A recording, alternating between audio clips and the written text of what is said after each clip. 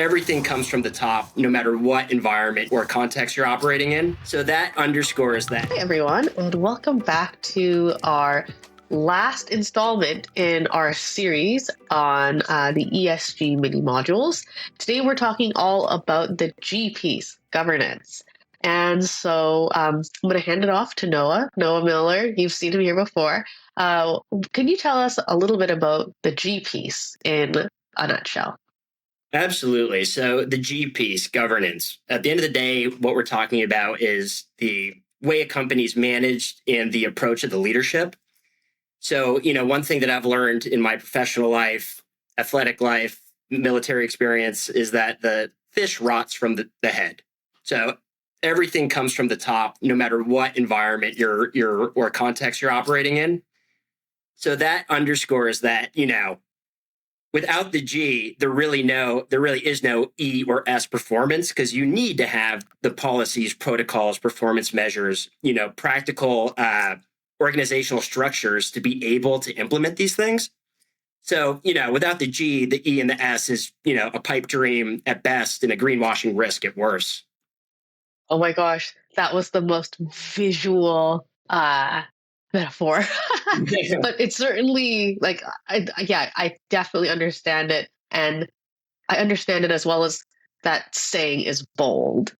Now, one of the questions that I have is going to be addressing more of the whole ESG mini module series, not just governance.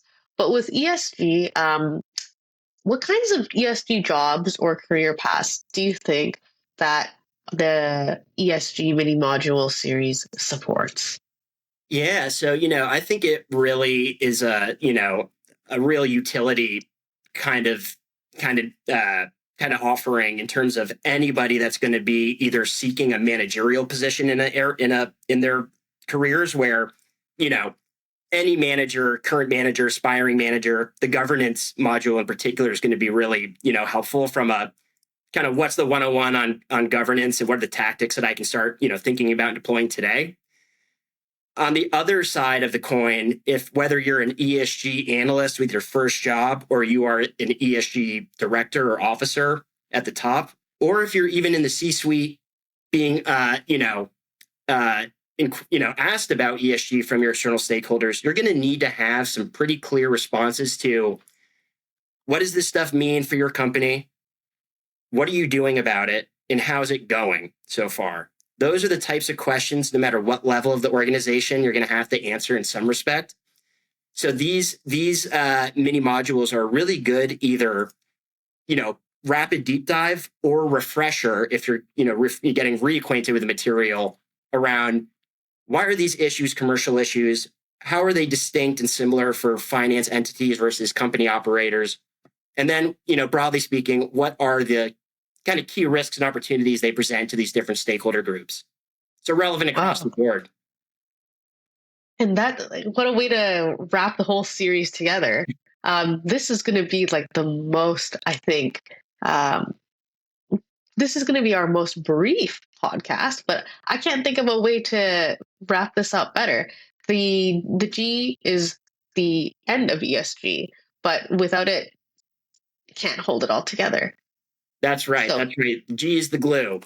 G is the glue, governance glue.